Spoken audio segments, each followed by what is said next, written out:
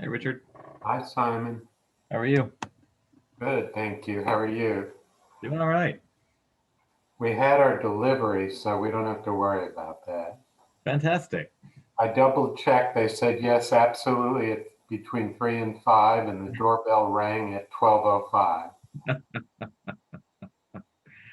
That's awesome. Yeah.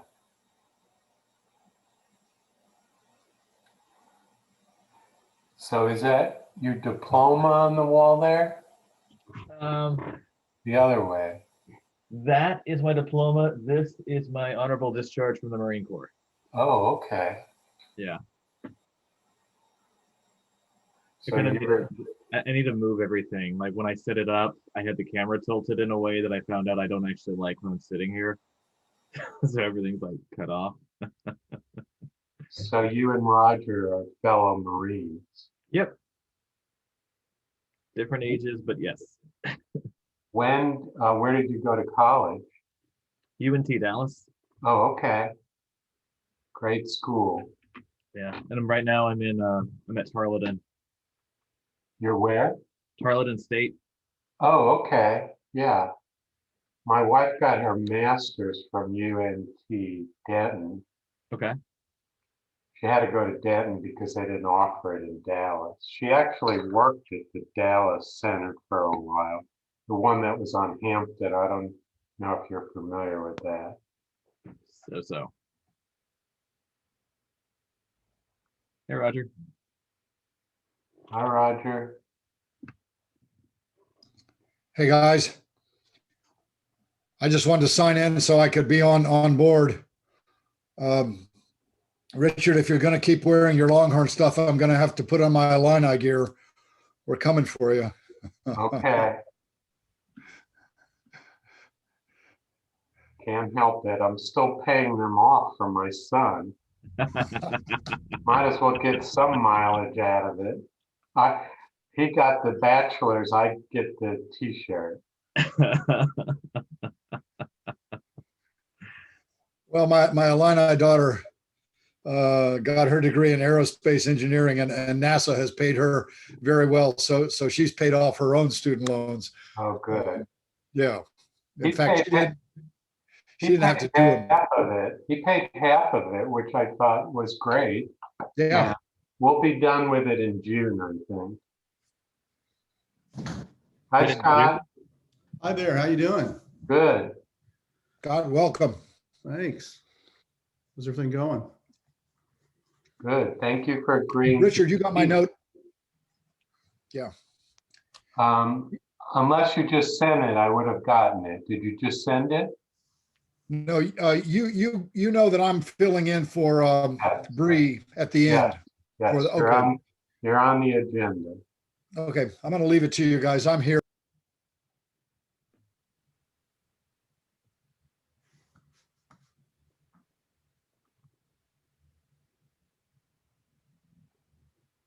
That's an interesting painting, Scott. Oh yeah, it's a soldier playing cards. Okay. From what war? It looks like World War II. Is that an impressionist style? A friend of ours is a painter, so Nice. my wife bought that for me. So Very nice. My uncle died in World War II, so every time I see it, I think of him, even though I never met him. So Yeah, my father was wounded in either North Africa or Italy, but he survived.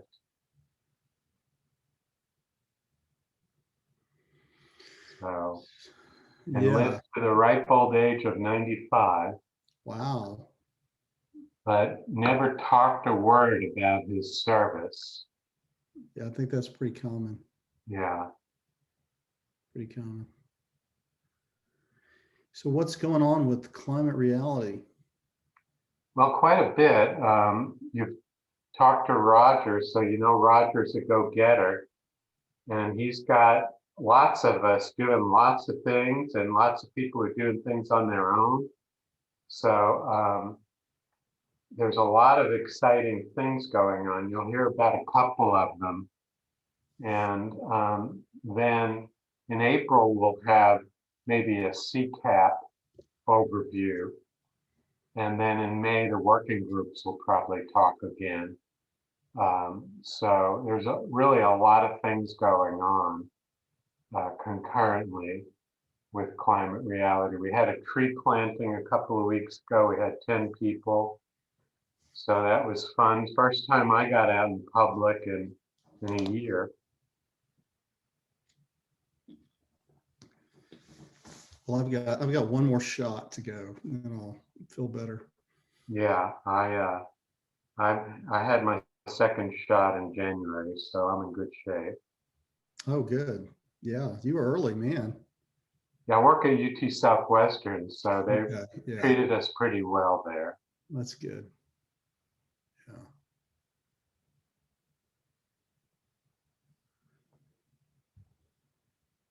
Hello, Sam. Hello, Jayashri.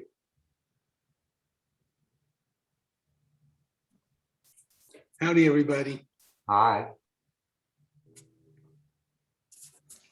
How's everybody doing on a beautiful day today? Goodness, yes, it's gorgeous. It is nice.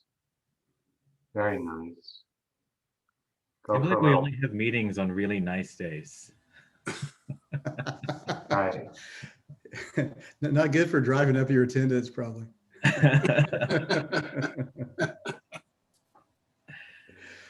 It is unbelievable, particularly after all the cold weather we had. So a day like today is just amazing. We're hoping we'll see our bushes and trees convert from brown to green again. We're seeing some of that. So hope springs eternal. Yeah, we've had some nice blossoming here in just this week. Red buds open. Yeah, they're gorgeous this year. Yeah, it's looking promising.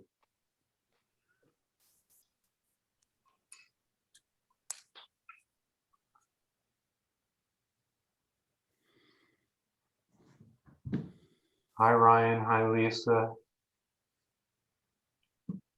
Hi.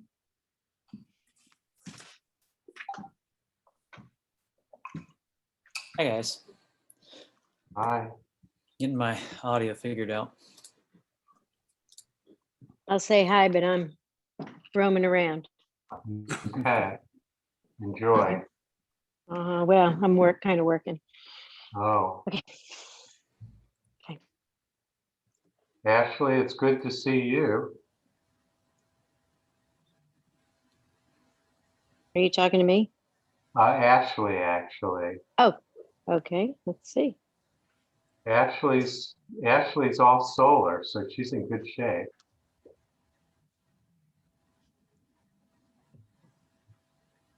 I just asked for my birthday a solar cooker, so I've got to put it together and we'll see how that goes. It's my emergency preparedness to have coffee in a power outage. Good for you. Good thinking. Yeah. Got my hand grinder and the solar cooker. You got your priorities straight. Yeah.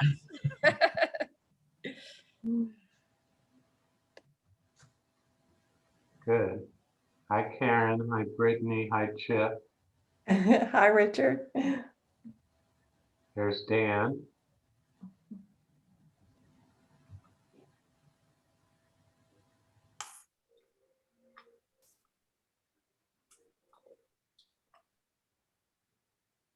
Hey, Ricky. Hi, Dan.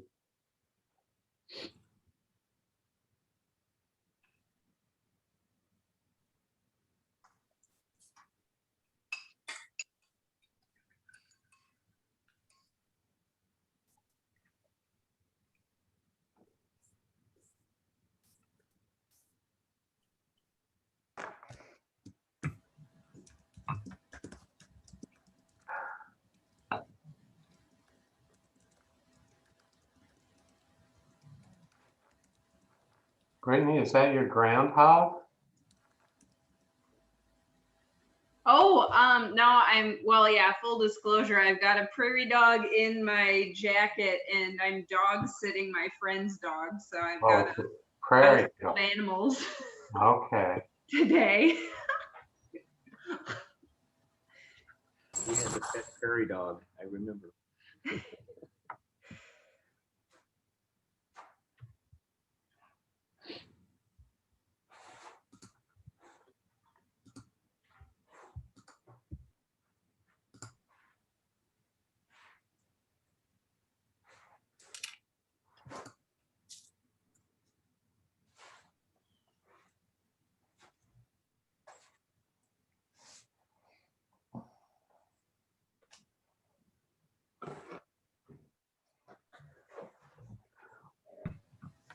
Okay.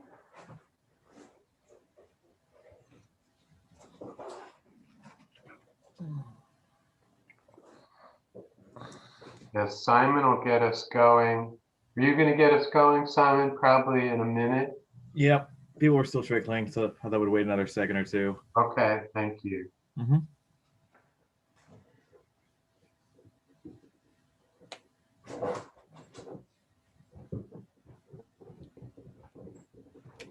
Richard, I'll just say very quickly that I've had a couple messages today from people who got either got their second vaccine yesterday and are not feeling at all well today, or who are scheduled to get their vaccines this afternoon, so they're not coming.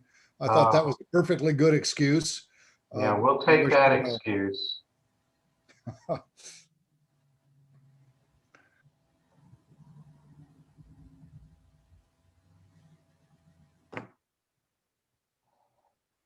Man, it is really fantastic that so many people are getting vaccinated now, just a year after the lockdown started. This is really good.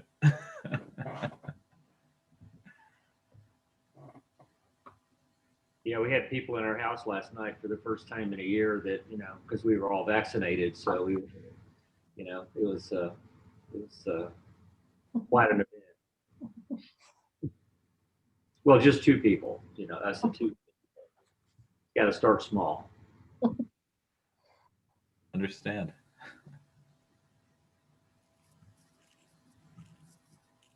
All right, I guess we can go ahead and start. Welcome everybody to this our March meeting. Before we get started, I want to say that we at the Climate Reality Dallas-Fort Worth chapter acknowledge the ongoing harm caused by colonialism and white supremacy perpetuated in Texas. Indigenous communities have suffered genocides and forced removals from their lands. We recognize that we all are standing on land stolen from Indigenous people, particularly those of Kickapoo, Wichita, Tawakoni, Jumanos, and Comanche in the DFW areas. We are committed to cultivating mindfulness around the history of Native lands and communities through continuous education, participation, and active listening. I'd also like to say that we are an inclusive organization. We recognize the whole spectrum of human expression, and we invite our members to clarify their desired pronouns in their names on Zoom if they would like to. And with that, I believe we're ready to turn it over to Creative Spaces. Actually, is Maureen here? Let me see. You did send me the video, so I don't see Maureen. But I have the video. If you give me screen sharing, Simon, I will do my best to share. You have it.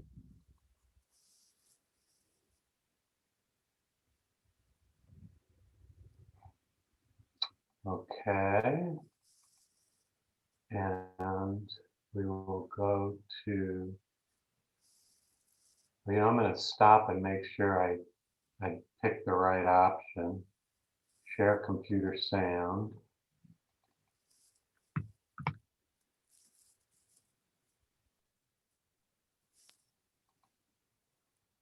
Can everybody see that okay?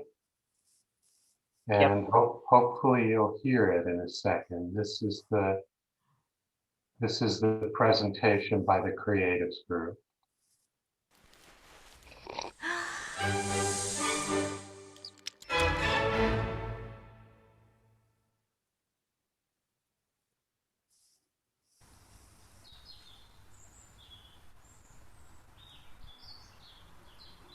A paradigm shift is a change in common sense. But how do you go about rearranging common sense? Especially with years of research and journalism making the conversation long and dense. Well, sense isn't something to try and enforce. It should be kind of endorsed by a reliable source.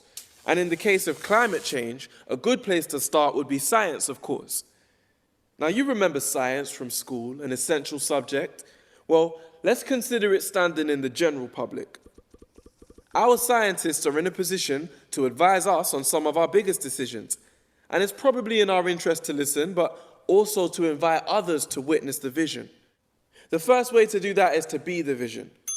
Through your lifestyle choices, you can lead the mission. Bring the future to your present when it seems a bit distant. The cleanest existence is green and efficient. And you haven't really played your part until your lifestyle reflects a change of heart. It's a continuous process. I'm still working on it myself, but technology plays a major part. I'm trying to play my part as an artist, but all I do is write verses and harmonize melodies. Now, the point of us working together on this is that one of you knows how to decarbonize energy. So if you could consider that when making your plans, I'm happy to leave it in your capable hands. This is the solution government can't offer: ground level collaboration. Doesn't it sound better than having patience? Instead of sleepwalking into the governance trap, using our imagination to take initiative as a nation, which involves looking at our economic ambitions to ensure that, as well as earning ourselves more and banking ourselves more, we're actually doing things we're thanking ourselves for in the long run. Because a lucrative plan is a smart one, but a sustainable plan is a strong one.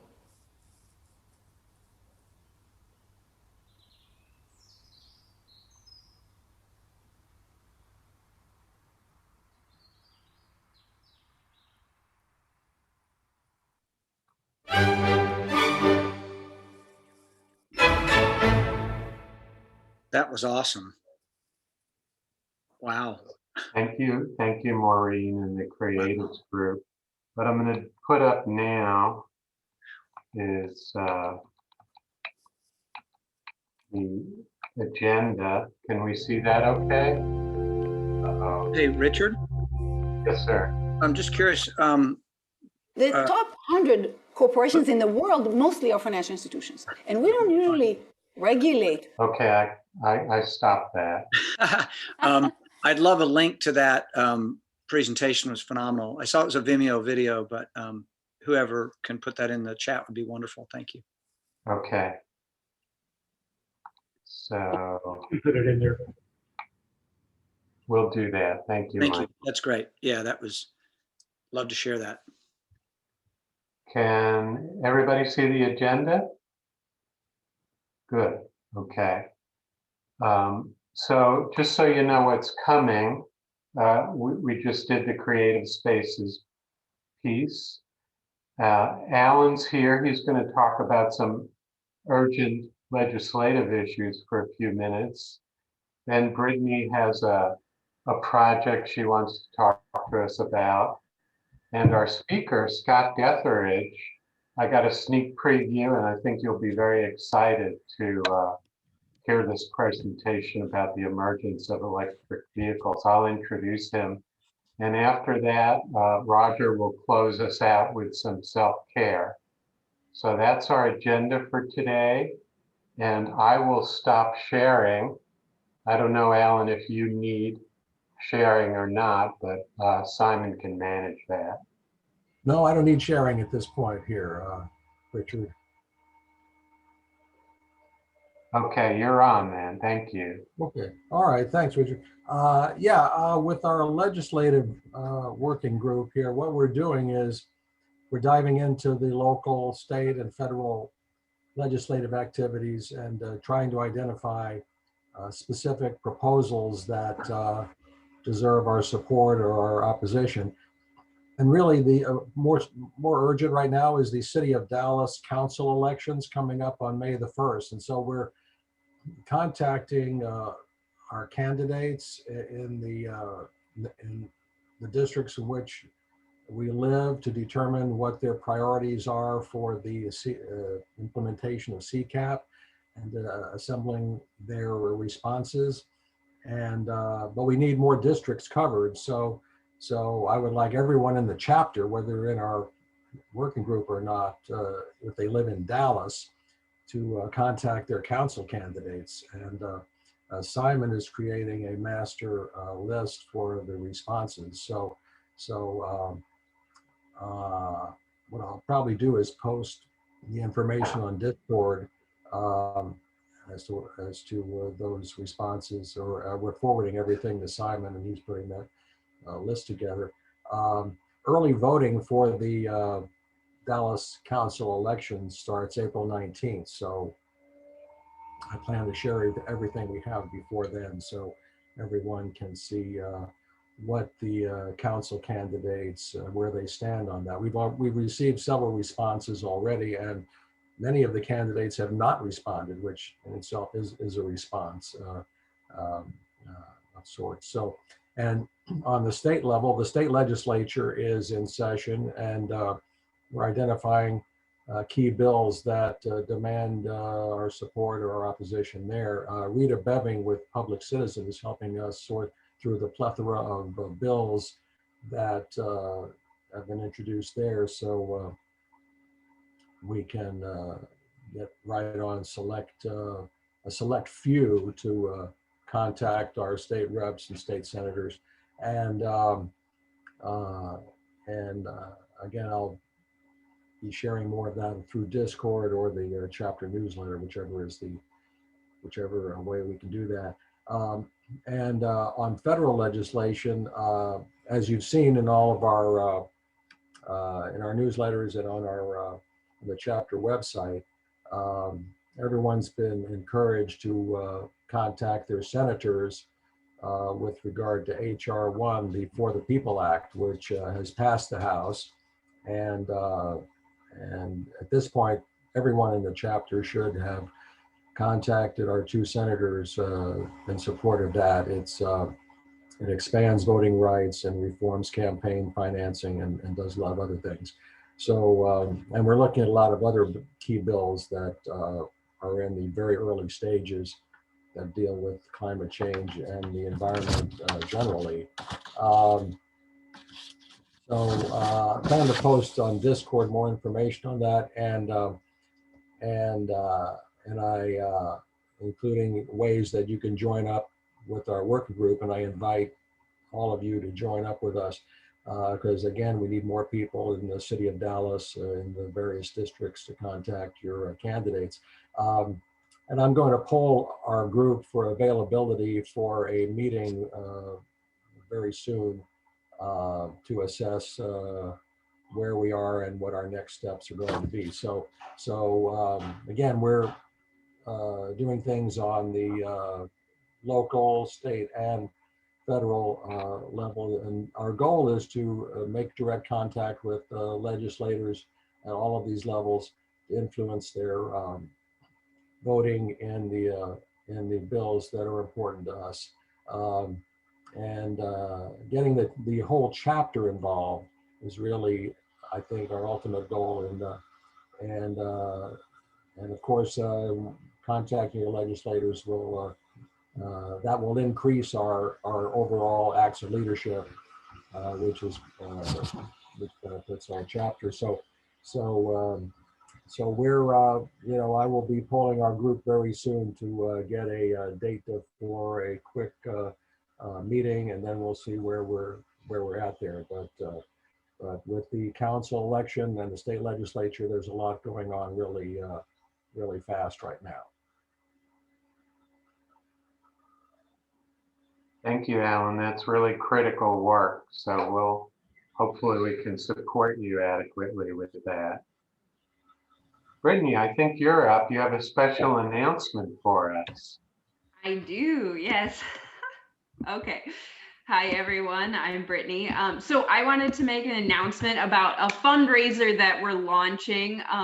And so this is around a really exciting project. So it's a bunch of different working groups that are getting together to create an art installation. So Lisa Ritchie has graciously offered up the use of some of her wall space. So she has she owns a loft downtown, which is located near the farmers market. So a lot of people walking by this space, you know, as they go to the farmers market. It looks like Lisa has her hand raised too here. So, and I'll obviously anybody involved in this project, if you want to jump in and add some additional information, feel free. But anyway, so it's primarily being designed by the youth and young professionals group.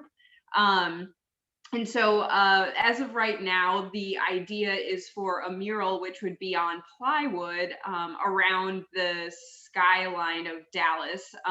So it would have like trees and more green spaces added, and potentially a section around Dallas Dreams. So, you know, getting people to think about and dream about, you know, what Dallas could be like, a green Dallas could be like.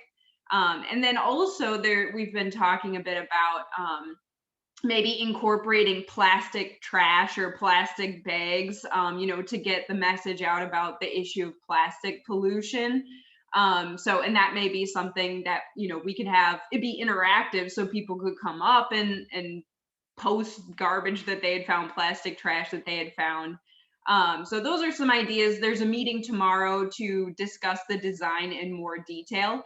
But our ask for the chapter is, so we need to procure all of these supplies to build out the mural. And so, you know, it requires paint and the plywood. So we're launching this fundraiser to hopefully collect the funds that we need to create this. So our goal is to collect a total of $850. So we're asking members to support this this great initiative by donating to the chapter website. And I'm going to drop the link in the chat here. And I'll actually just drop a bunch of background information about this in the chat itself. So I'll provide the link. We do ask that you donate to the local chapter, the DFW chapter, because there is a link for the national chapter, or not chapter, but the national organization as well. So these funds, we need to go to the local chapter. And we'll also be sending out an email reminder, hopefully tomorrow. I'm targeting tomorrow. So I'm going to share with the group the email draft that I have, and then I'll send that out tomorrow. So, and Lisa, I'll let you go ahead.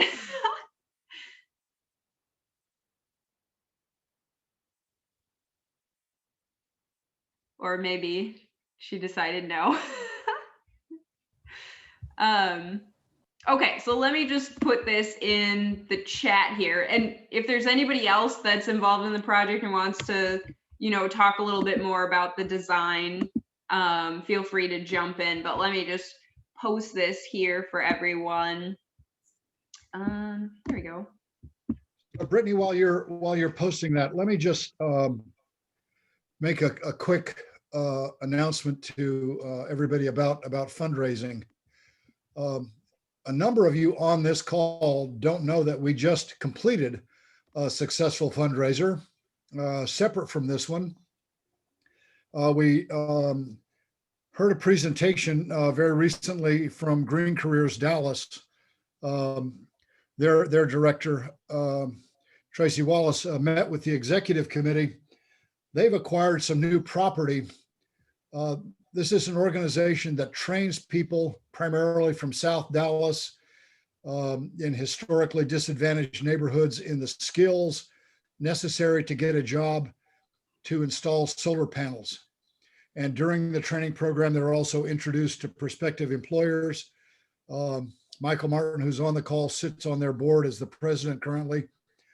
To kick off that fundraiser, I put out a message to just about 15 people in the chapter, mostly old retired guys like me, not entirely, but quite a few of us who I thought could kickstart this fundraising campaign. The idea was to help them pay for a security fence around the perimeter of this new property, which is necessary for them to really get going on their construction. I was absolutely blown away by the generosity of the people in this chapter. We raised over $1,000 in one day.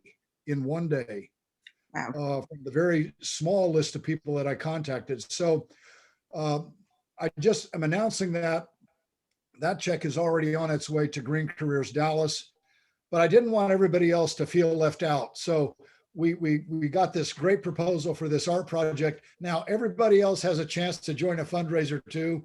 I hope that you will all be equally generous. Those of you who gave the first time around could please give again. I'll leave it there, but I think that this is a project, as I'm hearing it evolve, that has the potential to get a lot of notice by the public, some publicity for the chapter. So please give generously and let's help. This involves the creative group, the youth and young professionals, and the plastics group. So 3 of our working groups are going to have a role in this. I think it's a great thing to get behind. Please give generously. I'll sign back out.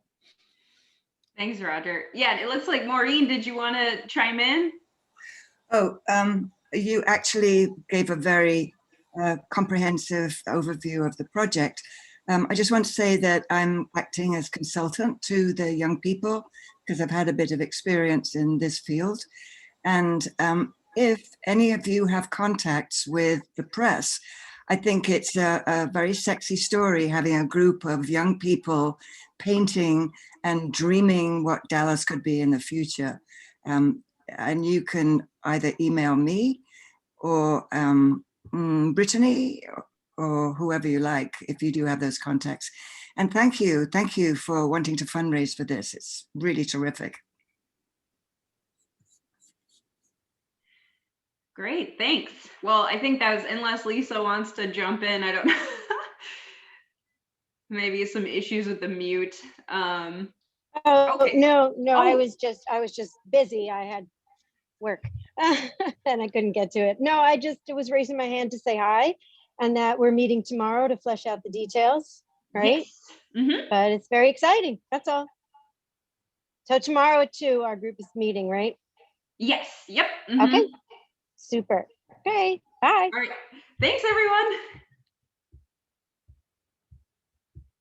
Good, thank you, Brittany.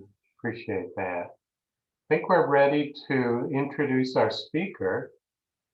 Scott Deatherage is a new member of Climate Reality. And let me just tell you a few things about him. He graduated from Harvard Law School, cum laude, 1987, where he served as the articles editor of the Harvard Environmental Law Review. He's an adjunct professor at the University of Texas Law School in climate change law. He published in 2011, Carbon Trading Law and Practice, published by Oxford University Press. So he has 32 years as an environmental and energy attorney. He's negotiated over 50 solar leases and sales of more than 25 solar projects.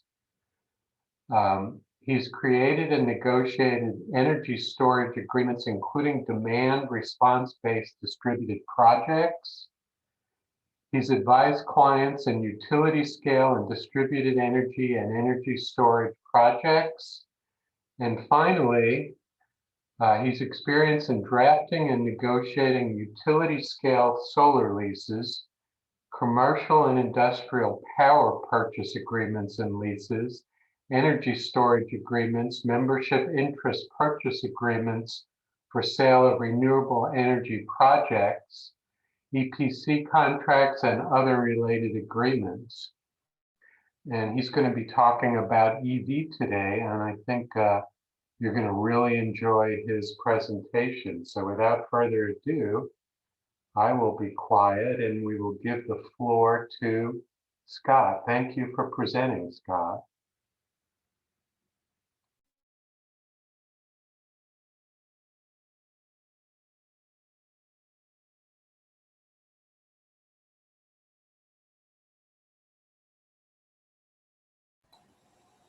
Scott, you're muted.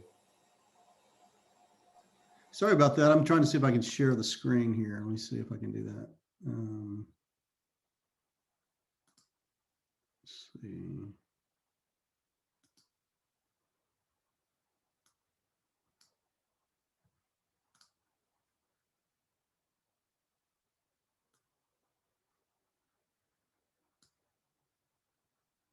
Okay, let me see if that'll work.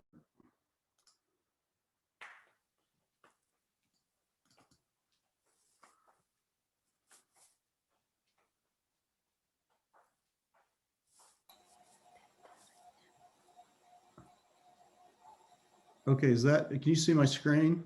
We see your slideshow. Oh, great, perfect. Okay, so I'm going to skip the introduction and the disclaimer and jump into my presentation. And really, I want to talk about EVs as technology. Electric vehicles, in my view, are a new technology. While they're a car, they're so different from our experience with traditional internal combustion engines, or what I'll refer to as ICE vehicles, that it really is a total revolution in how we move about in transformation. And so I think as we move through this process and what we've seen in the past, we'll see a lot of the so-called laws, if you will, of computers and tablets and smartphones, those same sorts of processes, events, developments that we saw in those technologies. Scott, we're not seeing your slides. Oh, you're not? Okay. Yeah, we're just seeing number 2. Well, just seeing your bio slide. Somebody put in the chat that you need to share your desktop, not PowerPoint. well, no, Oh, okay. but Do you have one screen or two screens, Scott? no, but he wasn't moving through his pitch yet. Hold on, let's see.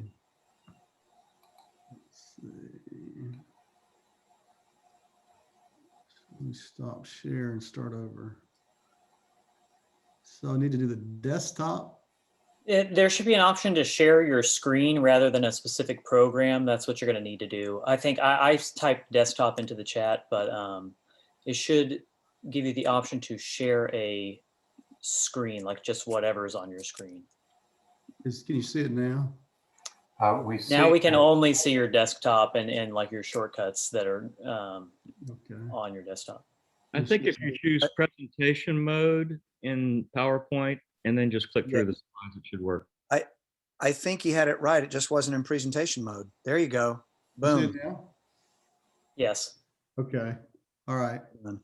So let me try. Can you see the slide of the family on the beach?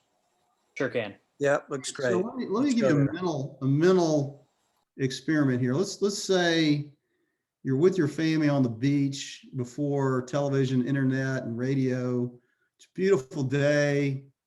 You're thinking what a great idea it was to come to the beach for the next week. But what you didn't know was there was a hurricane that's well out of view, but it's going to reach your beach in about 48 hours. So life looks good. Everything looks great, but you don't know what you don't know. And I think this is illustrative of the transportation world, oil and gas, oil refining, auto manufacturing. You know, a few years ago, there simply wasn't the realization that Elon Musk and other manufacturers were going to totally reinvent the world of the light duty vehicle. And as I want to go through this presentation, my position is that, you know, the die's been cast, or as the French say, les jeux sont faits, the cards are played. We're going to transition into electric vehicles, at least at the lighter vehicle world. And I'll be as bold to say is you are going to drive an electric vehicle, you just don't know it yet. And I think that doesn't apply to this group, it applies to the total population of the United States. It's inevitable that most people by the end of this decade will be driving an electric vehicle. Why is that? Well, tell me what happens when Tesla produces a $25,000 car, which is their goal in 2 to 4 years. I think it's much like people who used to use, when I graduated from law school back in 1987, all the secretaries used Selectric, and we had secretaries. the modern law firm, there aren't that many secretaries and there sure as hell aren't any typewriters, but nobody knew that and nobody anticipated that in 1987. They thought we'd just continue using typewriters. They were great IBM Selectrics. And so what happened is that the technology changed and totally revolutionized not only how law was practiced, but how all businesses operate.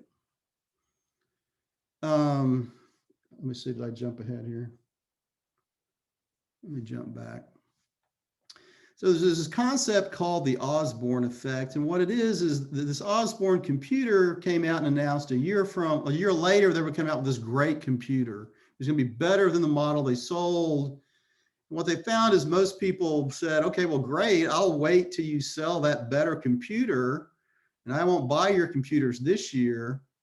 And it affects how technology is sold by a company, but it also affects technology more broadly. So people begin to start looking for the next best thing, and we saw this a lot back in the early days of computers when you said, should I buy my computer now?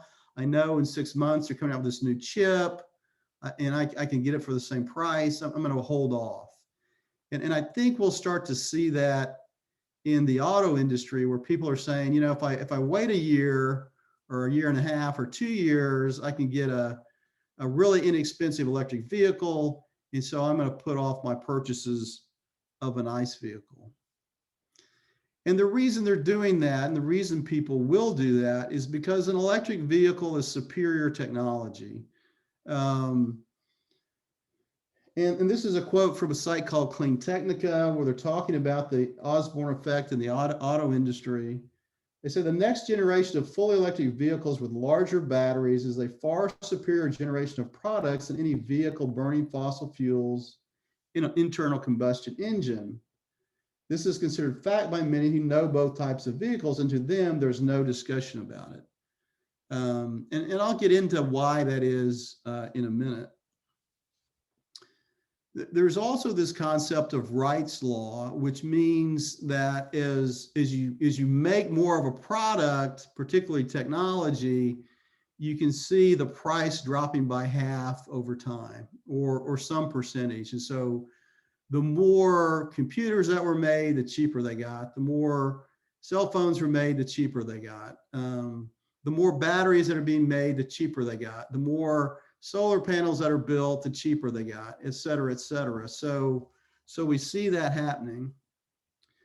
The other key issue is government policy is evolving to favor electric vehicles and to disfavor ICE vehicles. And so there's this governmental pressure on the auto industry to transform itself.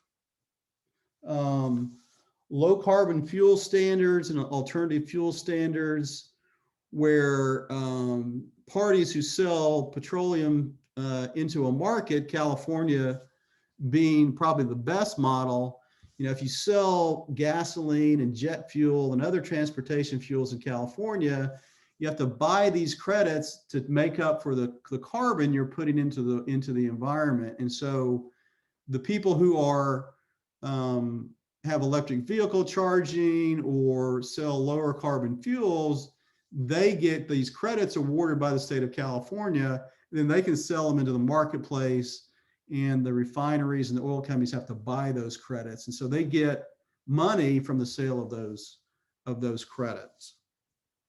This is just the performance of the process in California. The black line are the historical compliance targets.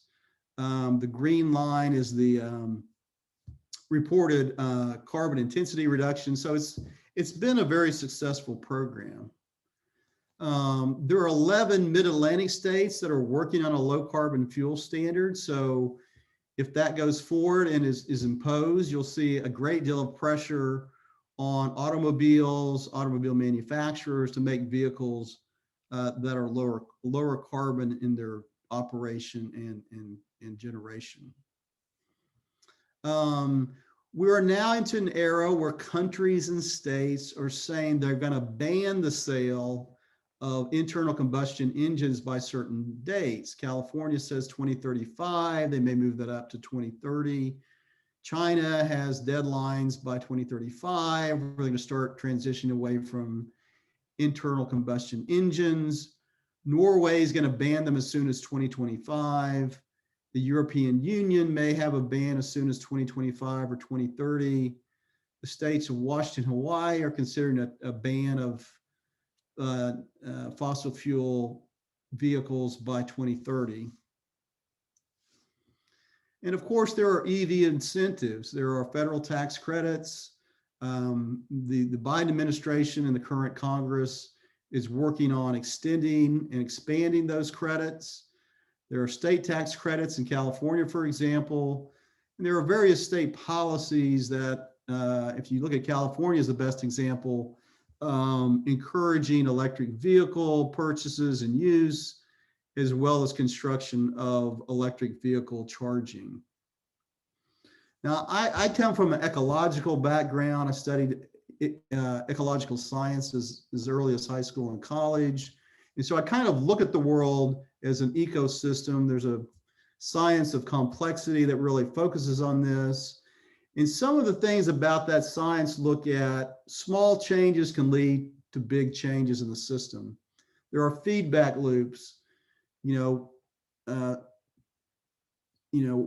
change leads to another change within feedbacks and increases that change, but then continues to feed back on itself and rapidly change the system.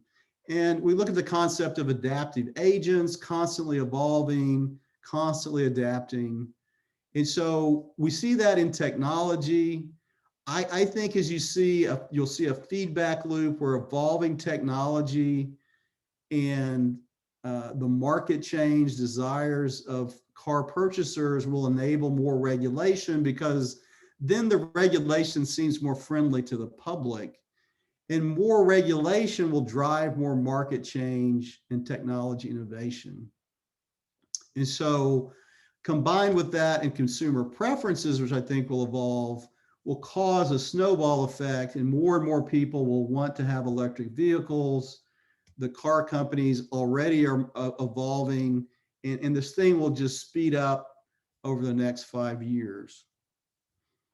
This is a fancy concept I came up with when I was teaching climate change law at the University of Texas.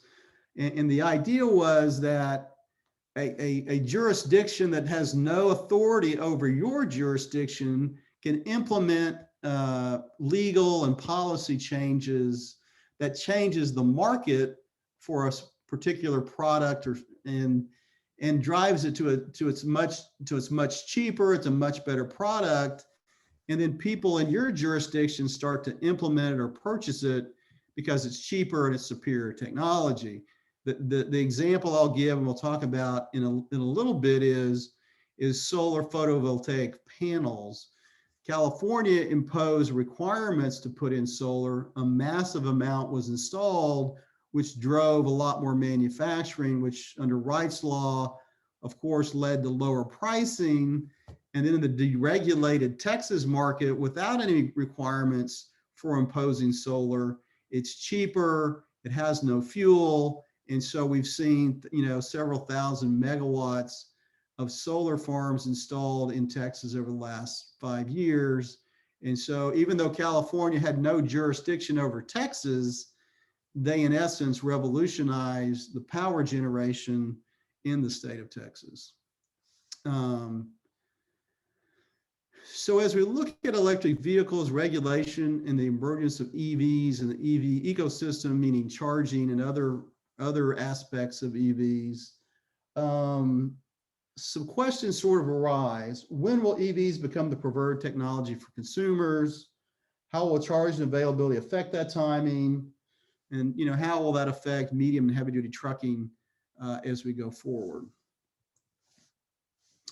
So let's look briefly at other technologies and how they've evolved. Some are more general and some are more directly relevant. And this is a slide I like because it in one slide shows how computers, smartphones, and tablets slowly started to evolve and then, ended up in the proverbial hockey stick. Now, I'm an old guy, and when I was in law school, my second year at Harvard, they had these really cool things they bought for us and you could rent for, $1 an hour. They were called IBM personal computers. And we thought we had, landed on the moon because we had these incredible computers, and they weren't used all that much before that. But then obviously, as I said earlier, totally revolutionized how law firms practice, the economics of law firms.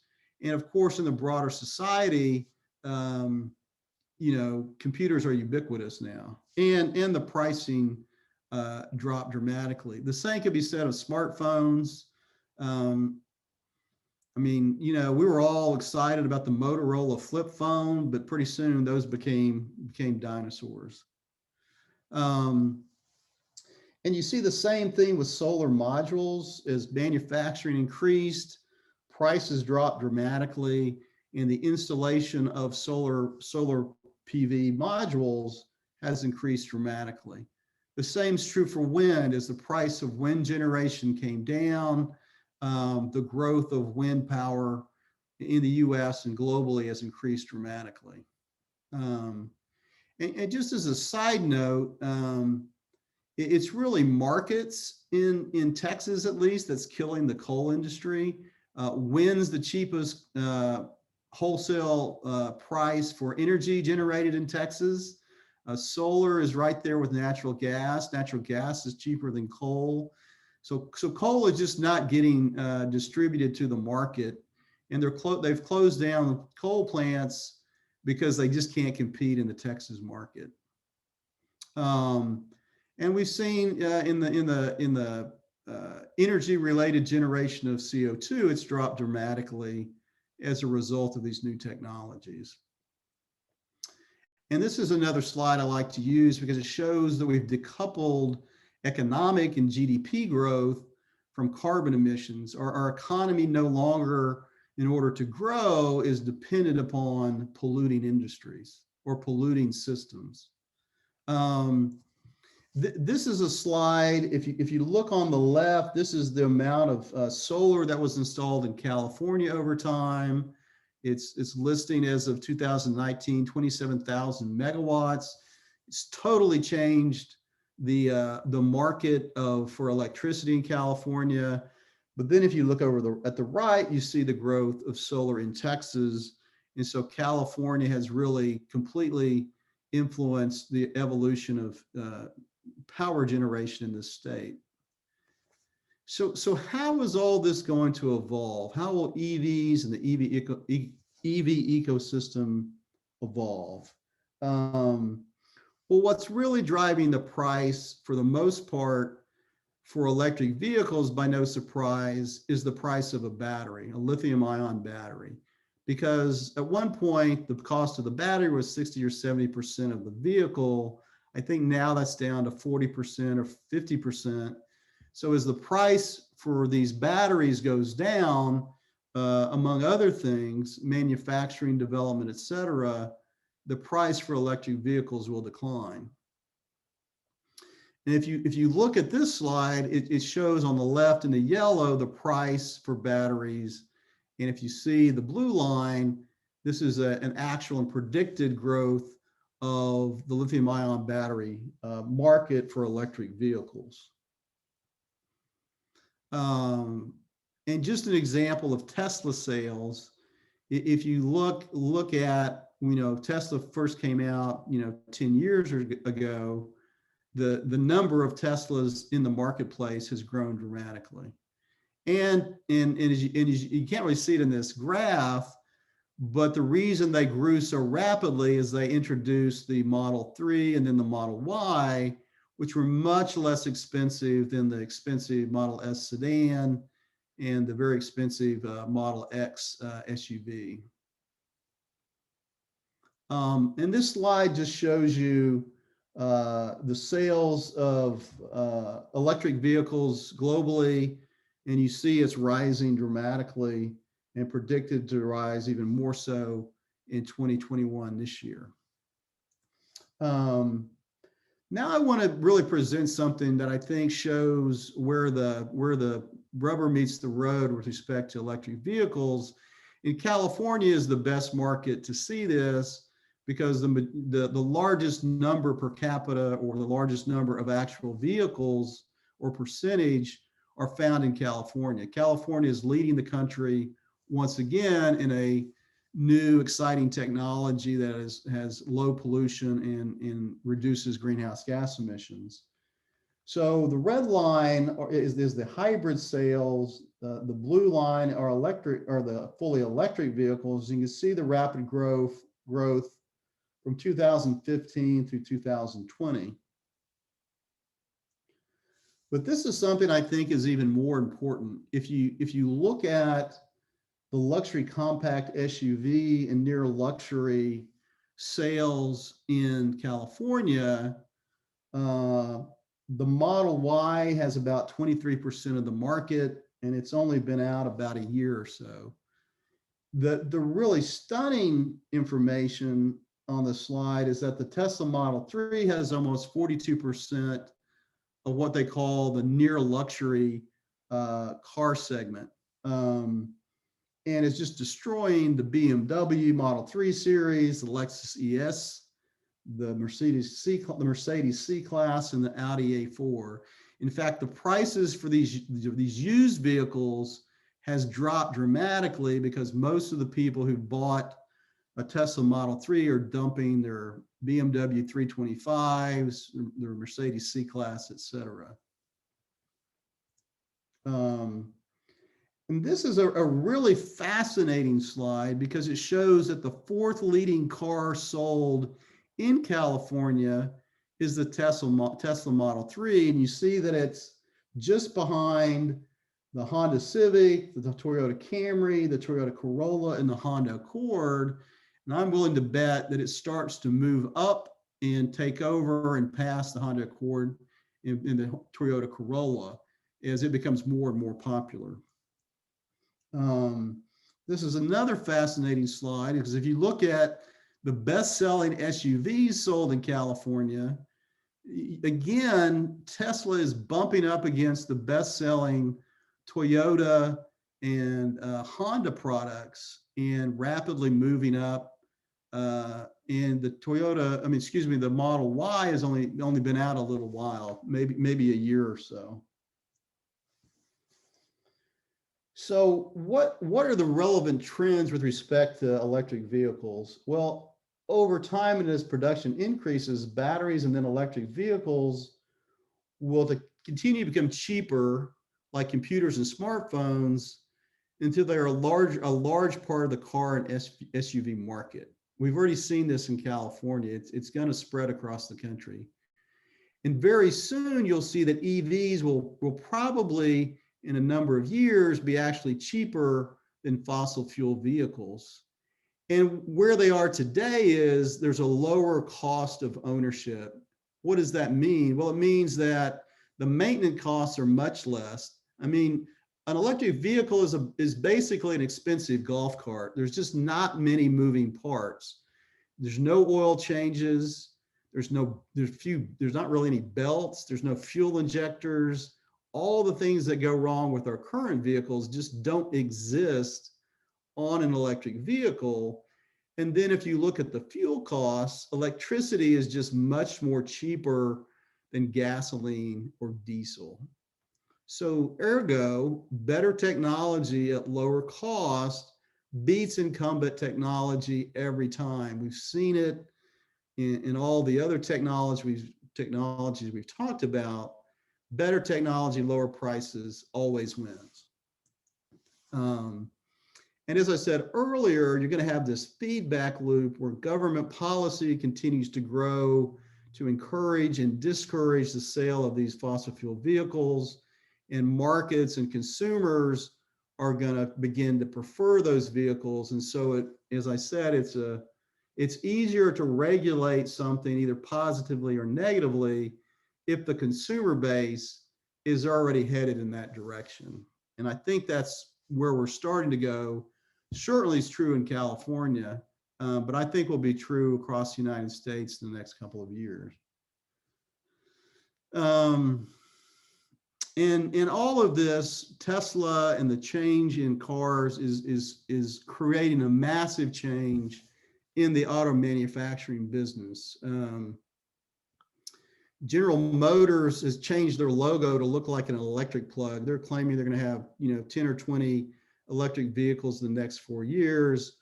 Volkswagen is saying they'll have 20 or 30 electric vehicles in the next few years. So the car manufacturers, other than perhaps Toyota, are investing tens of billions of dollars converting their manufacturing so they can make electric vehicles. So I'm going to make some predictions that may be bold, but I think by 2030, we'll see 30 to 50% of new car sales will be electric. And then by 2030 to 2035, we'll see that ICE vehicles, the new sales will be legally prohibited in many jurisdictions. EV charging will become readily available. Charging at home won't be necessary because we'll have charging stations, much like gas stations. And we'll have private funding of charging. Government entities won't build these things. They may provide incentives or rebates, as exists in some current legislation that's being considered right now in Congress. California is going to lead the way, and by doing so, they're going to drive down the price. And I believe that we'll see then that as the price goes down, we'll see the growth of the sales of these vehicles in other states. I firmly believe that car companies do not change rapidly, will become the new coal industry, and much like the coal industry, we'll see increasing bankruptcies in that industry. ICE vehicle manufacturing plants will become stranded assets, and in time, gas stations themselves will become stranded assets. And the benefit of all this is with wind and solar in the electricity generation space is we'll have a significant reduction in greenhouse gas emissions from transportation. And also very importantly, in places like Dallas, where our local air pollution is largely driven from vehicles, we'll see a great reduction in local air pollution and increase our health in the major cities in this country and around the world. Anyway, that's my presentation for today. I hope you enjoyed it, and happy to answer any questions or hear any comments.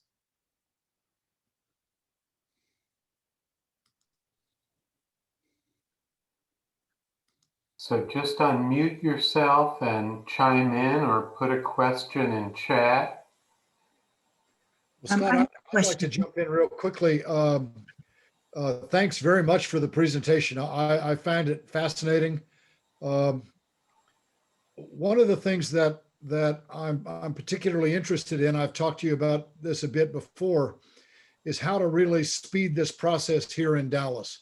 Mm-hmm. And I know your last slide, or the one just before, saying that it's really going to be private companies that are going to be doing most of the EV charging station installation. But if I'm worried that in a city like Dallas, we're going to go kicking and screaming into the 21st century, and it's going to be a while coming. So what can we do to speed this process along? And I'm particularly interested in what we do to make EVs available in the less economically advantaged parts of the city, as they become more affordable and certainly so much easier to maintain over time. So talk a little bit about the local scene, if you would, please. Yeah, so if we're talking about electric vehicle charging, and I'll as a disclaimer, I and some of my co-founders, we founded an electric vehicle charging company, and just closed funding on that company with a private equity fund a few weeks ago. So I'm a cheerleader, both personally, professionally, and philosophically. So and one of the things we find, in terms of charging, is just the kind of trouble that all industries get into when they want to build something new, and that is, how long does it take to go through the permitting process? California has passed a law that in the construction permitting process, that local cities have to provide an expedited permitting process. So if the city of Dallas, and really not just Dallas itself, and I mentioned this to the COG, the North Texas Council of Governments, is if we could develop a model ordinance that would expedite and get rid of some of the, slowness of getting these projects permitted. So rather than being 6 months, to say 2 months, and then you can start construction. Because the number, we have, I think, 170,000 gas stations in the United States. So if we're going to catch up over the next 4 to 5 to 7 or 10 years, we got to start building a lot of these. We got to start building them now. And we got to build them quickly. And so the last thing we need is you go apply for a permit. It takes you 1.5 years to get your building permit. And that's one of the key things that at least the municipalities can do and the COG could do, is develop a model ordinance that the cities could adopt that expedites and processes this, and then perhaps develops training for the inspectors, for the city people, so that they understand how electric charging works, what are the issues. And so it's not, someone walks in with a request for a building permit and they go, man, I don't even know where to start. I don't understand what you're doing. So those are some things that I personally believe would really speed up the development of EV charging, not only in Texas, but around the country.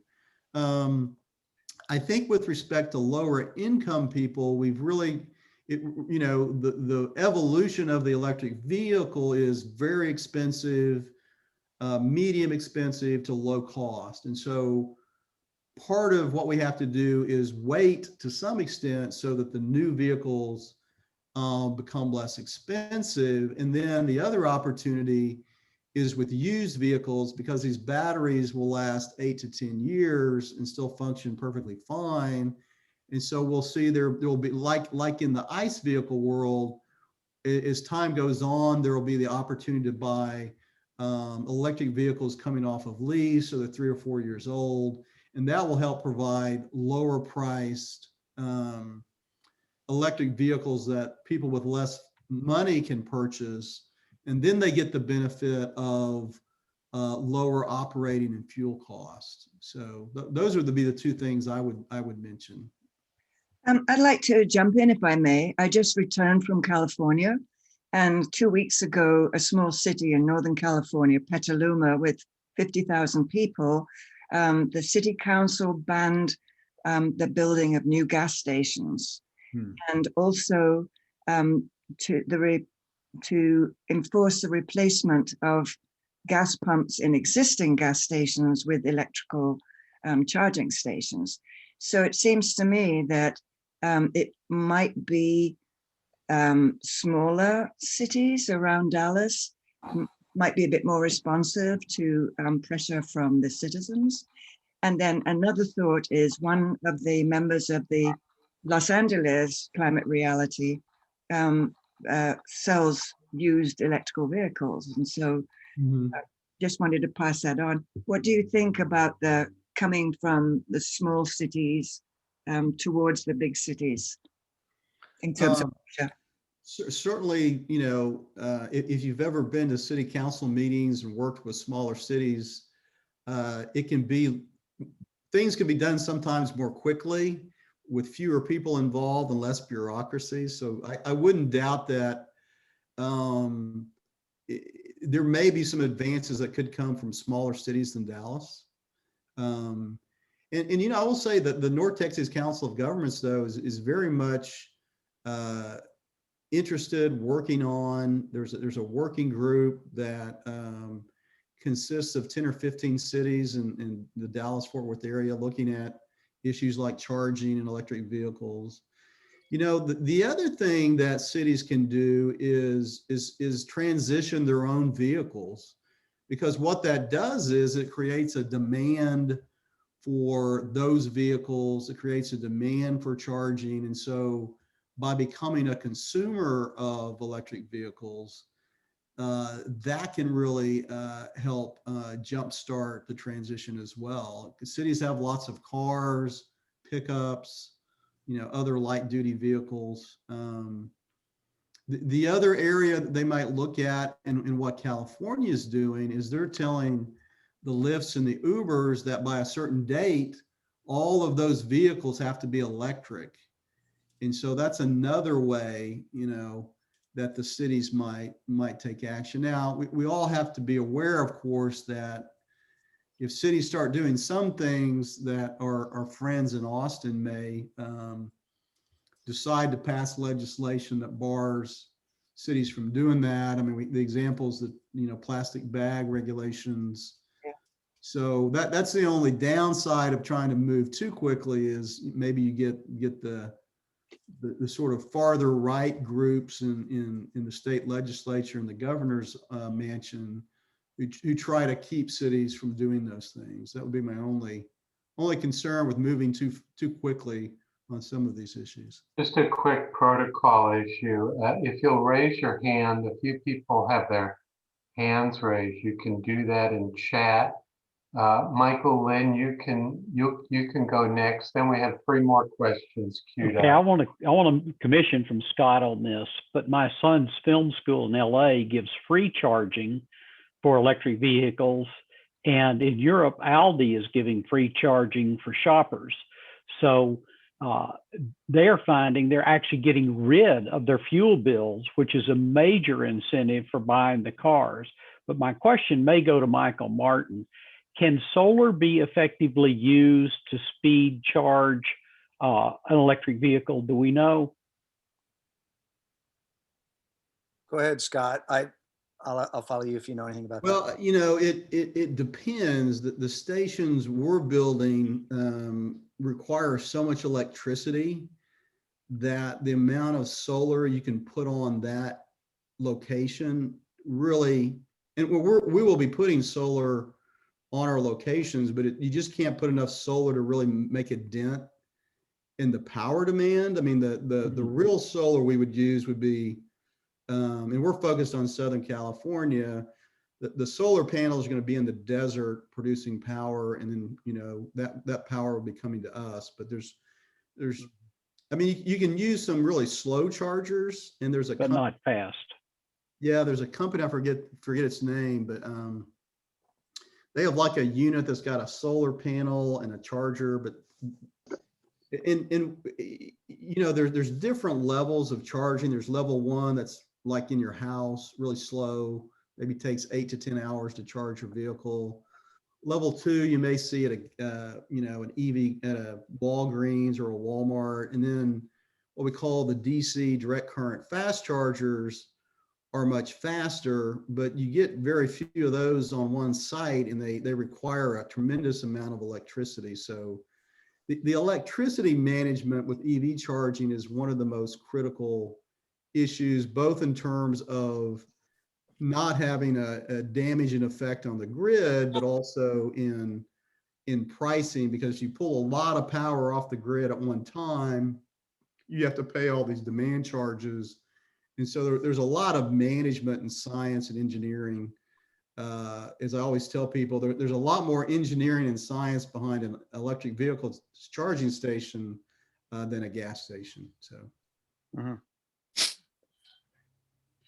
So if I may, I'll just comment real quick. I think that what'll be cool, Mickey, I think one of the things we'll see happen is that because gas stations, to Scott's point, or what you said, Michael, about Aldi giving free charging, and Half Price Books has had their charging station forever. It's the different kind of venues where people are going to go charge, places they want to hang out. Gas stations are in and out quickly, and they're concentrated. Eventually, companies like Scott's and others will put charging stations in destinations like restaurants, shopping venues, which may have solar on the roof, which then you can tie all that together, to your point, Mickey, and it could get interesting. But I was just going to observe or ask the question, Scott, of you, that to my point a moment ago, really it's where we go fill up our electric cars is going to be completely different, right? It's not gas stations, and the notion of using gas stations, maybe they'll kind of be irrelevant sites anymore to some extent, right? Because they take too long, and you can't put that many cars in a gas station for 30 minutes to charge, as opposed to other places where you hang out. So what are your thoughts about the ideal venues for your charging and other charging systems?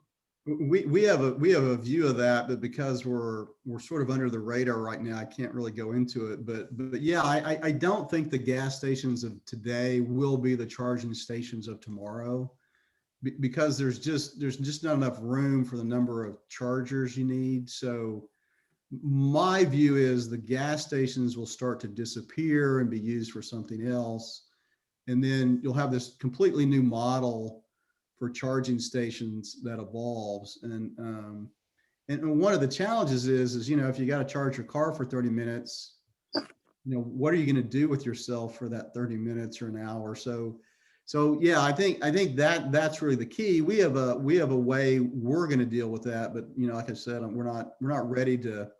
We're about 6 months to a year away from announcing what our plan is, but it is a different animal than a gas car, and because of physics, I'm not sure we'll ever get to the point where you can truly fill up an electric battery vehicle as fast as you fill up with gasoline.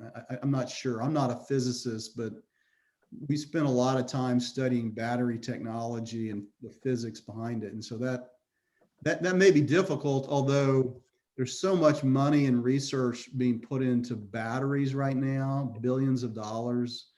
You know, all the major universities and all the major, you know, Europe, the United States, China, there's so much research going into battery technology that maybe there is a battery that evolves in sometime in the next decade that can fill that quickly. Jayashri, you've been very patient. Would you like to ask your question? Yeah, so my question is to Scott about availability of lithium. You know, lithium is a very rare element and found only in a few places in the world. And so with more and more electricity, as it is with computers and the smartphones, and now with the Tesla batteries or those batteries, that it will be more in demand. And remember, these demands drive a lot of other things that happens in that society from where, or the country from where it is extracted. So I see a lot of focus on increasing the capacity of these batteries and availability, and it looks very bright. But the side effect of all these is the raw materials, and lithium is a very important. So are you guys, or those who are manufacturing, do you have an answer about how will this aspect be addressed? Those Tesla cars or those electric vehicles whose batteries are now, let's say after 8 to 10 years, you said they last. What happens after that? How they are just discarded in the nature? What kind of effect they have, the chemicals on the environment? Will we then find out and then take care of it, or is it already being addressed? So 2 questions actually in one. Yeah, you know, the availability of lithium is an incredibly important, critical issue for cars and all kinds of batteries we use in our computers, our phones, et cetera. Now Tesla's approach is actually, as I understand it, trying to work all the way down to the mine and reserving and contracting lithium, so that for them, they know they have a source of lithium. So I think you'll see more and more car companies looking at that issue because it is so critical. One of my classmates from law school is now the Secretary of Energy, and one of the things she's been saying is, you know, we have to find lithium sources in the United States. We have to make the batteries in the United States, because otherwise we're ceding this huge industry to China or Europe. And at the same time, the Europeans are saying we have to do the same thing. We have to find sources of lithium we have to make these batteries. Europe and of course China is got far more battery manufacturing facilities than we have. Now, when you get to the end of life, there are a couple of things you have to understand about the car batteries. You know, you can get to a point where someone may want to remove the battery from the car, but those batteries still can be used. They may need some repairs and refinement, but then those batteries could be used, for example, to store energy at a wind farm or a solar farm for some number of years. And then when they get to the end of that useful life, there are a lot of people, there's companies that are developing a business to recycle those batteries, get the lithium and other metals, and then send them back to the battery factory. So there's already an ecosystem developing where, you know, we're not exactly going to be able to take these lithium batteries from a car and put them in a landfill. That's just never going to be able to happen. So they will have to be recycled. Now, as an environmental lawyer for the last 30 plus years, I mean, it would be naive to think that the manufacturing of lithium batteries in cars don't have environmental impacts. They do.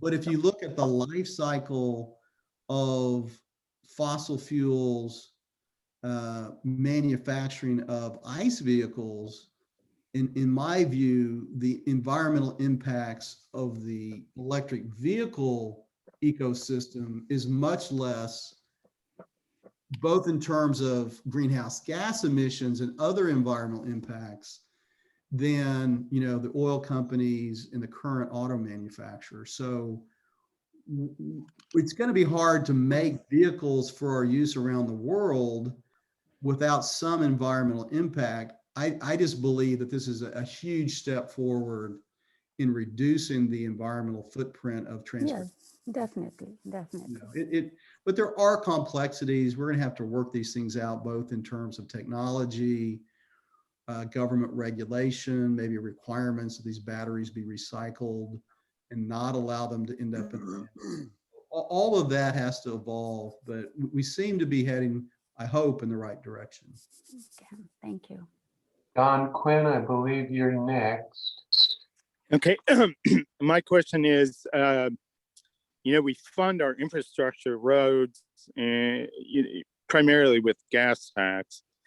When we move to EV, you know, how are we going to fund our infrastructure? Are you, you know, I've read and think that maybe we just do a mileage use, but I don't know how, you know, we can really collect the data on that. But we're going to have to do something to, you know, pay for infrastructure if we completely shift over to, you know, gas. You know, I've got a Volt. I use it mostly on electric, and I spend very little money on gasoline. So, you know, I'm not contributing at all to, you know, the use of the road. And so what's your thought on that? Well, there's probably a couple of ways you could do it. I mean, you could do it on mileage, but again, how do you get that data to a state agency? One of the ways could be just a fee on a vehicle on an annual basis based on an estimated, you know, number of miles traveled. It's not perfect, but it would work. I guess you could also then have a tax on the electricity that goes from the charger into the vehicle. We certainly can measure that. That's easy technology. But I think in the near term, because there aren't that many electric vehicles out there, and because we want to encourage these vehicles to be sold and be on the market, I think we're way too early to start charging EVs to contribute to the infrastructure of roads. I think in time, when they're say at 20 or 30% of or more of the vehicle population, then yeah, I think we'll have to start doing that, because we will have to maintain the roads. And so, we will have to have some sort of taxing system to do that. But I think there's several ways we could do that. Now, my own preference would be you just have a carbon tax on ICE vehicles and leave the EVs alone for a few years. But I don't know if that would be popular in the state of Texas. No, I like that idea. I mean, that's an idea also that could work, because yeah, we still have to give incentives to get the EVs out there. I'm just thinking in the future, like you say, if we go to 30 or 40% market share, then we'll have to do something. Right. Because we haven't had a gas tax since I think 1993, and Texas roads have fallen behind so bad that now we've got toll roads that are completely unaffordable for many, particularly low-income people. So anyway, thank you. You bet. I think our last question is from Ryan Hamilton. Hey, yes. So kind of touching on the battery and the charging situation at the same time, I was wondering, do you know anything about operations that would be swapping out the batteries for cars? So let's say that you wanted to get a really quick charge, and instead of sitting around at a charging station, you actually just swap your battery out for a fresh one. I know that's not likely to be something that's standard across various, makes and models, but just a thought I had that could reduce some of the need for having a lot of outlets all over the place, or sort of parking garages full of charging cars. Instead, you might have a swap system that allowed people to keep moving. Yeah, there's a Chinese car manufacturer, EV manufacturer called NIO, that is spending a lot of time and money with that approach. I think the problem is the battery is such a significant portion of the cost of an electric vehicle that people will be hesitant to take a swap battery. Like, if you got a propane tank and you're switching that out, no big deal, because those aren't really, it's not a big deal for your grill, right? When you're talking about an electric vehicle, the battery is such an important part. And I think the other challenge is, all of these electric vehicle manufacturers are making what they call skateboards, which is the batteries built into the bottom of the skateboard. The motors are on the axles, and just building them so you can take out and replace those batteries has all kinds of mechanical and physical issues. And just from my own personal opinion, I don't think that's going to work. And I think when we're getting to a point where you can charge in 15 to 20 minutes the majority of your battery, I just think, and it's so similar to what we do now. I think, and our business is based on that assumption that we will pull in and charge a vehicle. So that's been an ongoing discussion. And when we were out talking to all these private equity funds, we got that question over and over again. But I don't think that's going to be the dominant technology. And one of the things that's different from a gasoline vehicle is that when you're charging a battery, there's a charging curve, and it's really fast for about 40-50% of the charge. And then the amount of electricity you can put in the battery starts to decline. And so the charging starts to get slower and slower. And so you'll probably find people who pull in, either they pull in, they charge, and they don't fully charge the battery, because after a while it's just really slow. And so it's a different technology, it's a different world. And again, we may invent batteries that don't have that physical issue, but the engineers I talked to say we're nowhere near that. So Can I follow up to that a little bit? So just in terms of the charging curve, right, and the people charging their batteries only partially, as far as I understand, there's something to do with charging your batteries to a certain percentage or what have you that affects the longevity of the battery, right? So it seems like there would also have to be some kind of systems in place to kind of incentivize people to charge to that optimal level. Otherwise, you'll end up with a lot of unnecessary degradation of the battery life, and I could just see that affecting large parts of the supply. Yeah, and if the Tesla, for example, there's settings on all that, so you can set your vehicle so that it stops charging. I think it's preset at like 80% maybe, but I think they use that percentage in estimating the number of miles you can get per charge. So they're not cheating you by saying, well, you can get 275 miles, but we really set the battery at 80, so you really only get 250 miles. My understanding is the mileage they're predicting is based on those preset restrictions on, not going over 80 or 90% and not discharging below, say, 10%.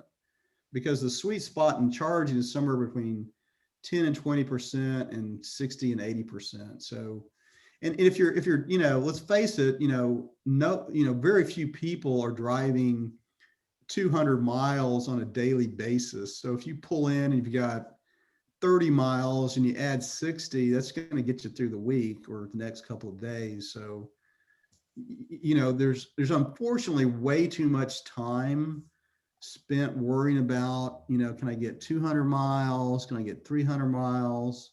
And I was having this interesting conversation with a friend of mine I've known since I was in law school. We worked at a law firm together, very bright guy, as a computer stock trading company using artificial intelligence. And he said, well, I'd really like an electric vehicle, but, several times a year I drive to Houston and, and other places. And I said, well, why don't you buy the Tesla you want? And then when you're traveling, rent a vehicle. And he's like, oh my God, you just solved the problem for me. I'm like, well, it's not that complicated. If you don't want to drive an electric vehicle across the country right now, that's what Hertz is for. So, and really, what our company is focused on is urban charging. There is charging, obviously, that's out there to get from, I've known people in Dallas who've driven to San Francisco with their Tesla. And it takes a lot of time and effort to map that out. Now on the Tesla screen, you can just map it out on your screen because they have all their charging stations built into their software and hardware. So you can do it. It's just, if you don't feel comfortable doing that, get your Tesla that you're going to drive 99.9% of the time in the same area where you're driving 10 to 30 miles a day. And if you don't feel comfortable driving an electric vehicle across the country, rent a car. It's really simple. I think we'll close down the Q&A now. We're trying to keep the meetings a little shorter, maybe closer to 1.5 hours. Scott, thank you for that wonderful presentation. Obviously, everybody got very engaged, and we're very happy to have you as a member, and we appreciate the work that you're doing. Roger is going to close us out. In order for us to get into the good sort of trouble we need to over these next few weeks and months and years, we need to take care of ourselves. So we're going to close out with our wellness part, and take it away, Roger. Thanks, Richard. And Scott, thanks again. I think that was terrific. And obviously people would stay and ask questions a long, long time. And I think we'll probably be coming back to you. Giving me the last few minutes of the meeting is always dangerous. I get to hit my favorite topics, acts of leadership. We're getting reports now. Paula Day is starting to really keep track of what we're doing. I will just say we're ahead of schedule in terms of how many we recorded last year. We did over 1,300 last year, and we're ahead of that. So please keep it up. I'm preaching to the choir here in this meeting. The other thing I want to mention very quickly, applications are still being accepted to be a mentor at the April training. Most of the people on this call are trained leaders. We don't have a huge list of people who've applied from the Dallas-Fort Worth chapter. So I think it's a terrific experience, contributes a lot to the organization overall. We do know that we have, at last count, 56 people from North Texas applying to the April training. That's a lot of people who need mentors. So if you haven't thought about mentoring, please give it a thought and please apply. So I was not slated to present today. Bree Firasamy was going to be making a contribution from the self-care group, but suddenly she got a chance to bump her, I think she's changing apartments to this weekend. So I agreed to pinch hit and just offer something from the self-care group. You know, we started after sort of in the beginning of winter last year, climate activist groups all over the country were saying everybody is, and we heard this a lot in Climate Reality, people are feeling depressed, exhausted, burnout. We put in all that work on the election, Biden's elected, thank God, boom, we're done. So we really want to bring every meeting something along the lines of taking care of yourself, very much in the spirit of what the creatives have been doing. They've been opening our meetings with these wonderful contributions that I think open up our imaginations and invite us to keep imagining a better world. And we want to keep bringing messages about taking care of yourself. But we're not just offering this at the end of meetings. I want to remind you that once a month, we've got a pair of people in the group who are offering something extra. Every other month, Leah Marr is offering a free yoga class. You don't have to have any experience in yoga. If you've never stepped on a mat in your life, come to Leah's class. I attended her class last month. It was excellent, really, really well led.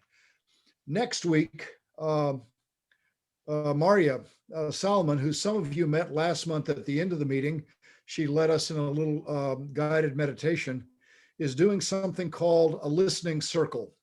I put a link to that in the chat. I'm going to drop it in the chat again. Please consider coming. We see these listening circles, which she has a lot of experience leading, as a place where you can meet other people in the chapter. Since we've been on Zoom for quite a long time, we don't get the same opportunity to really get to know one another. Come to the listening circle, do a little personal sharing, get to know other people in the chapter so that then we can be more connected, take better care of ourselves and each other. With that, I'm going to say something by way of sending you out in a good mood. It's an amazingly beautiful day. I spent a couple hours this morning in my garden. One of the main things that I do to take care of myself is spend time in the garden. I love a line from a wonderful book of the past year, Sue Stewart Smith, in a book called The Well-Gardened Mind, said, to plant a seed is to sow a narrative of future possibility. So I want to bring a poem from the garden, and I'll share my screen very quickly.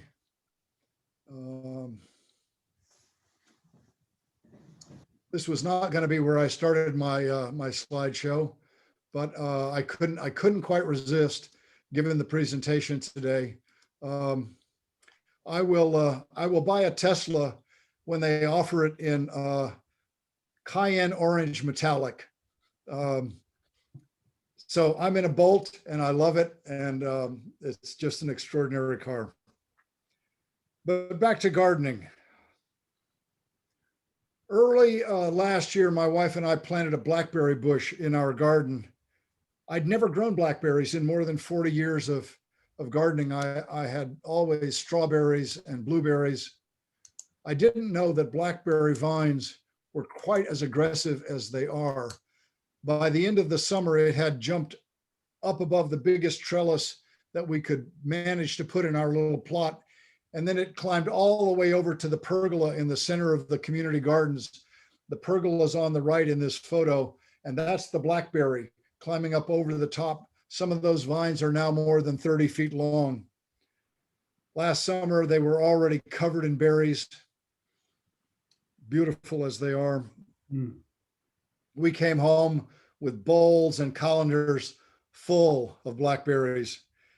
And I suppose it goes without saying, then very quickly, my wife began to make pies. So today, I want to bring a poem from a Canadian author, Margaret Atwood. Many of you know her as the author of A Handmaid's Tale, also a fierce writer about climate, a trilogy, a kind of dystopian climate trilogy that led to a whole movement in its own right. But she's also a marvelous poet. This comes from her new collection that is simply called Dearly, and it's titled Blackberries. In the early morning, an old woman is picking blackberries in the shade. It will be too hot later, but right now there's dew. Some berries fall, those are for squirrels. Some are unripe, reserved for bears. Some go into the metal bowl. Those are for you, so you may taste them just for a moment. That's good times. One little sweetness after another, then quickly gone. Once this old woman I'm conjuring up for you would have been my grandmother. Today it's me. Years from now, it might be you, if you're quite lucky. The hands reaching in among the leaves and spines were once my mother's. I pass them on to you. Decades ahead, you'll study your own temporary hands and you'll remember. Don't cry. This is what happens. Look, the steel bowl is almost full. Enough for all of us. The blackberries gleam like glass, like the glass ornaments we hang on trees in December to remind ourselves to be grateful for snow. Some berries occur in sun, but they're smaller. It's as I've always told you, the best ones grow in shadow. So I'll send you all off with that back into the sunshine. I'm glad you all agreed to come on this beautiful Saturday for another great meeting. Thanks again to Scott, our speaker. And as you move out into the coming week, take care of yourselves and each other, and we'll look forward to seeing you again soon. Richard, back to you. Thanks so much. Okay, thank you, Roger, for that beautiful poem. And everybody enjoy the rest of your day. We are good. I think we'll have a very exciting speaker next month as well. So there'll be more coming about that soon. Enjoy the rest of your day. Everybody stay safe. Thanks for coming, everyone. Bye, y'all.